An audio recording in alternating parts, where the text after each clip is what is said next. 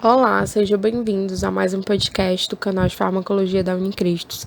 E hoje nós vamos ver um pouquinho do assunto de receituários e normas de prescrição, que é um assunto bastante interessante, um tema que vai ser abordado durante a graduação de vocês, que vocês vão precisar prescrever nas clínicas, e é algo que vai ser utilizado na vida profissional de vocês também. Certo? Então, é muito importante que vocês consigam absorver bem esse conteúdo.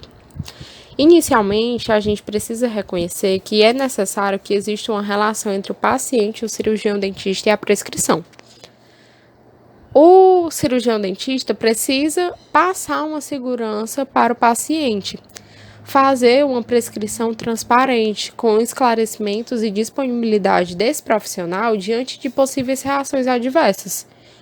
Para isso, é necessário que o cirurgião dentista ele tenha conhecimento sobre os medicamentos e quais as suas indicações. A partir desse conhecimento adquirido, ele vai ter mais segurança para prescrever para o paciente o que ele realmente precisa e também vai passar para o paciente segurança para conseguir cumprir o tratamento.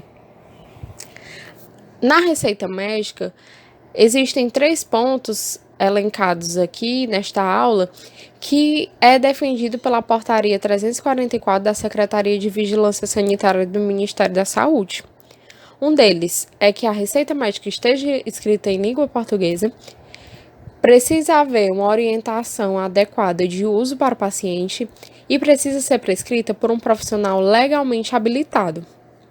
E aí dividimos essas substâncias prescritas nessas receitas como medicamentos, drogas, substâncias, produtos psicotrópicos e entorpecentes. Existem algumas etapas para que a terapêutica ela seja de fato efetiva. Como inicialmente precisamos definir o problema do paciente e a partir daí especificar os objetivos terapêuticos. Após especificar esses objetivos terapêuticos, vamos selecionar o tratamento que seja mais eficaz e seguro para um paciente em específico, de acordo com o que ele realmente precisa. A partir daí, é feita a prescrição, incluindo medidas medicamentosas e não medicamentosas. Informa-se sobre a terapêutica para o paciente e, a partir daí, o profissional habilitado monitora o tratamento que foi proposto por ele. Existe uma pequena diferença entre medicamentos genéricos e medicamentos similares. E aí vai caber ao cirurgião dentista de que forma ele vai prescrever. Se é pela referência, se é o medicamento de referência, se é o medicamento genérico, se é aquele que é similar. E aí, para a gente entender um pouquinho mais, a gente precisa saber que os medicamentos genéricos são aqueles medicamentos que eles são copiados de um produto que é uma referência e com quais seja intercambiável. Contém a mesma substância ativa, o genérico. Ele tem a mesma concentração de dose, o esquema posológico é o mesmo, a apresentação e efeito farmacológico. E passam por testes de bioequivalência e biodisponibilidade. E aí eles têm sua prescrição, né, na sua inscrição da embalagem. Medicamento genérico de acordo com a lei tal, certo? Então ele tem todas essas características de acordo baseado em um produto de referência. Os medicamentos similares são produtos que eles possuem a mesma substância ativa, a mesma concentração, forma farmacêutica, via de administração, posologia, indicação terapêutica, porém, podem diferir em tamanho, forma, prazo de validade, embalagem, rotulagem, recipientes e veículos. São identificados geralmente pelo nome comercial, o nome de marca do medicamento, né? Aquele nome que ele ficou mais famoso como medicamento similar. Nós podemos utilizar como exemplo aqui a aspirina. A aspirina é um medicamento de referência. O genérico dela é o ácido acetil salicílico, que é a substância ativa que tem na aspirina. Então, o genérico ele é conhecido pela substância ativa. E aí tem o medicamento similar, similar à aspirina, que é o melhoral. Então, esse trio de medicamentos tem a mesma composição, tanto a referência quanto o genérico quanto similar. É o mesmo caso do Caladril. O Caladril é a referência de medicamento. A calamina mais cloridrato de difenidramina mais cânfora é o genérico. É a substância ativa que tem no Caladril. Então, é o genérico. E o Calamed, ele é o medicamento similar ao Caladril, certo? Então, a diferença entre o similar e o genérico é que o similar tem um nome comercial. Normalmente já é bem conhecido no mercado e costuma ser mais barato do que o genérico. O genérico, por sua vez, ele leva o nome do princípio ativo. Na prescrição, precisa-se ter alguns dados essenciais, certo? Como o cabeçalho, onde deve ter nome e endereço do profissional ou da instituição onde esse profissional trabalha, seja clínico ou hospital. Precisa ter também o registro profissional e número de cadastro da pessoa física ou jurídica. Na superescrição, precisa ter o quê? O nome e o endereço do paciente, pode ter a idade, quando pertinente, né, no caso. E aí precisa se deixar claro se é de uso interno ou uso externo, correspondentes ao emprego de medicamento, se é por via enteral ou parenteral, respectivamente. E aí existem alguns exemplos, né, de receitas que vocês podem dar uma pesquisada a respeito de quais são cada uma, qual é a cara de cada uma, né, dessas receitas, e cada uma tem um jeito específico de se prescrever nela, as informações que são necessárias para caber nessa receita. Vocês já devem ter visto um R cortado em algumas receitas. Era bastante utilizado antigamente. O R cortado é um símbolo usado por alguns médicos no início da prescrição, sendo um pedido de proteção para a prescrição, mas não há obrigatoriedade do uso desse R cortado na receita médica. Quanto ao R com uma bolinha circundando ele, esse símbolo ele indica que aquele medicamento que você está passando é o nome de venda dele e não o nome do princípio ativo. Então, a prescrição de drogas no Brasil é normatizada por algumas leis federais e por resoluções também, defendidas pelo Conselho Federal de Farmácia. E aí existe uma lista de substâncias da portaria número 344 de 1998 da Secretaria de Saúde, onde há diversas substâncias e que a partir de subgrupos nós vamos definir em qual receituário cada uma delas vai ser prescrita. São vários subgrupos que vão ser divididos entre A1, A2, A3, B1, B2, C1, C2, C3, C4, C5, D1, D2, E, F1 e F2. Então, são vários subgrupos. E a partir daí, a gente vai ver onde cada grupo desse vai se encaixar e qual é a norma de prescrição ali, né? Qual é o receituário que vai ser utilizado nesses casos? Nós temos no A1 entorpecentes do tipo analgésico opioides e não opioides, anestésicos gerais. A2 tem também entorpecentes com analgésicos opioides e não opioides. A3 são psicotrópicos, estimulantes do sistema nervoso central. B1 são os psicotrópicos que se enquadram antipilético, indutor do sono, ansiolíticos, antidepressivos, tranquilizantes, antipsicóticos, sedativos. No B2, são psicotrópicos anorexígenos, que são aqueles que são inibidor do apetite. Na C1, são substâncias de controle especial, que entra antidepressivos, antiparkinsonianos, anticonvulsionantes, antipiléticos, neurolepéticos, anestésicos e antibióticos. Esse grupo é bastante importante para nós da odontologia, porque se enquadra os antibióticos, né, que são medicamentos que são muito utilizados por nós para prescrever de acordo com a necessidade do paciente. No grupo C2 tem os retinoides, que é para acne cística severa. C3 se enquadra os imunossupressores. C4 são os antirretrovirais, aqueles para tratamento da infecção de HIV. C5 se enquadra anabolizantes. D1, precursores de entorpecentes psicotrópicos e assim por diante. E aí, primeiro, a gente vai falar da receita simples.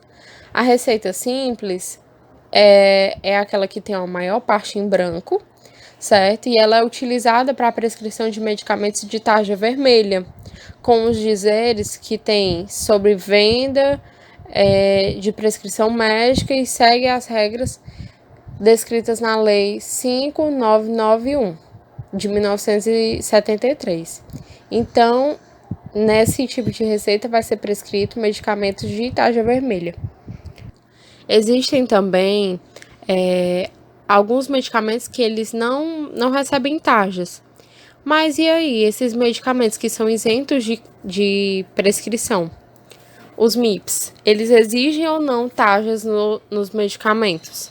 Os não tarjados, ou medicamentos isentos de prescrição, como é o nome, apresentam poucos efeitos colaterais ou contraindicações, desde que usados corretamente e sem abusos. Por isso, podem ser dispensados sem a prescrição médica. Os MIPs, eles são utilizados para o tratamento de sintomas ou males menores, resfriados, azia, má digestão, dor de dente. E é importante ressaltar que esses produtos eles estão isentos de prescrição médica porque a instância sanitária reguladora federal considerou que as suas características de toxicidade apontam para a inocuidade ou são significativamente pequenas. Porém, a utilização deve ser feita dentro de um conceito de automedicação responsável. Fora os receituários simples, existem também os receituários de controle especial, que aí vem a prescrição de medicamentos à base de substâncias constantes daquela lista que a gente falou anteriormente, de C1, né, que se enquadra os antibióticos, que são substâncias que estão sujeitas a controle especial, C2, que são as retinóicas para uso tópico, e C5, anabolizantes. Então, desses três grupos precisam ser prescritos em receituário de controle especial. E esse controle especial ele é válido em todo o território nacional, devendo ser preenchido em 2 vias. Tem validade de 30 dias a partir da data de emissão. A prescrição poderá conter, em cada receita, 3 substâncias da lista C1 e de suas atualizações. A quantidade em algarismos arábicos e por extenso, sem emenda ou rasura, deve ser escrito também de forma legível. E aí, em casos de emergência, deve conter o diagnóstico ou a CID, que é um númerozinho que vai ser colocado, caso seja necessário, que é a justificativa do caráter emergencial do atendimento, aí coloca-se data, inscrição no Conselho Regional e assinatura devidamente identificada. Nesse receituário, é necessário que tenha uma via para a farmácia e uma via para o paciente, certo? E aí tem inicialmente, no começo da receita, a identificação do emitente, né, do cirurgião dentista no caso. Abaixo vem as informações do paciente e a prescrição. E aí também tem as identificações do comprador e a identificação do fornecedor do medicamento, certo? Então, são alguns itenzinhos que vão sendo preenchidos. Outro receituário que nós podemos destacar aqui são os receituários amarelos ou receituários A. Nesse receituário amarelo, vão ser prescritos medicamentos da lista A1 e A2, que são entorpecentes, e A3, que são psicotrópicos, alguns psicotrópicos. poderá conter somente um produto farmacêutico nessa receita. Será válida por 30 dias, a contar da data da emissão, em todo o território nacional. A notificação dessa receita A, quando para aquisição em outra unidade federativa, que não seja a sua de origem, precisarão que sejam acompanhadas de receita médica com justificativa do uso, certo? E as farmácias, por sua vez, ficarão obrigadas a apresentá-las dentro do prazo de 72 horas para a autoridade de sanitária local. E aí, quando vocês forem olhar o modelo de receita do tipo A, tem todo um campo a ser preenchido, né? Sobre notificação da receita, data, informações do paciente, o medicamento que vai estar sendo prescrito, identificação do emitente, identificação de quem está comprando, né? Então, são várias informações que devem ser preenchidas nesse tipo de receituário. O que vocês precisam saber? Que nesse tipo de receituário é prescrito da lista A1 e A2, que são entorpecentes, e A3, que são psicotrópicos, alguns psicotrópicos. Nós temos também a receita azul ou receita B, que lá são prescritos a utilização de medicamentos que contenham substâncias psicotrópicas, outras substâncias psicotrópicas, aquelas que vão ser enquadradas na lista B1 e B2, certo? E suas atualizações constantes são feitas na portaria 344. Tem validade por 30 dias a partir da sua emissão e com validade apenas na unidade federativa que concedeu essa numeração, certo? Poderá conter 5 ampolas. Para as demais formas farmacêuticas, o tratamento será correspondente a 60 dias. E o modelo dessa receita azul é muito parecido com o da receita amarela, certo? Mas aqui vai haver um detalhamento maior quanto ao medicamento que você vai utilizar, a quantidade e a forma desse medicamento, a dose por unidade posológica e a posologia em si, além de outras informações que vão ter que conter nessa receita, certo? O que vocês precisam saber? Que aqui são prescritas drogas psicotrópicas da lista B1 e B2, tá? Que é válida por 30 dias e válida somente no estado emitente, o estado que está emitindo, certo? Há também outros tipos de receita que enquadram a lista C4 de antirretrovirais, né, que é um formulário de solicitação de medicamentos bem extenso, mas que nós não temos acesso, né, mais para médicos de fato. Tem também aquela receita renovável para pacientes que precisam estar sempre renovando o medicamento, mas também é mais utilizado pela área da medicina. E aí nós podemos destacar algumas classes de medicamentos que são prescritas em determinados receituários. Na receita simples, nós podemos prescrever o quê? AINES, antivirais, antihemorrágicos. No controle especial, antibióticos, anticonvulsionantes, antidepressivos, imunossupressores, opioides, retinoides. Na receita amarela, prescrevemos o quê? Entorpecentes, psicotrópicos. Na receita azul, pode-se prescrever psicotrópicos como os benzodiazepínicos, psicotrópicos anorexígenos e os antirretrovirais para tratamento para HIV.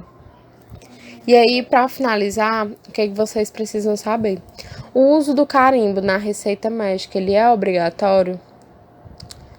Na verdade, somente será aviada a receita, né, que contém a data e a assinatura do profissional, endereço do consultório da residência e o número de inscrição no respectivo conselho do profissional. Então, como se vê, não há uma exigência legal do carimbo na receita médica, né, e sim da assinatura com a identificação clara do profissional e seu respectivo CRM ou CRO, sendo, pois, opcional a utilização ou não do carimbo. Não é permitido rasuras na receita médica, então se atentar bastante quanto a isso, para não cometer rasuras, emendas ou irregularidades que podem prejudicar a verificação da autenticidade daquela receita. Deve ser escrito em letra legível e, caso haja substituição de medicamento, escrever na receita "não autorizo", para que não seja mais utilizada para outros fins que não seja de tratamento efetivo. Tá certo? Então, agradeço por terem acompanhado até aqui, certo? Peço que se inscrevam no canal para acompanhar os outros podcasts que nós vamos estar disponibilizando aqui para vocês, certo? Espero que tenha dado para entender. E caso tenha alguma dúvida, ou procurem eu ou a Letícia, ou então algum professor da disciplina. Caso você seja de outro semestre, procurar algum professor que vocês tenham mais afinidade, que saibam explicar um pouco sobre receituários, tá certo? Bye, bye. Fiquem com Deus.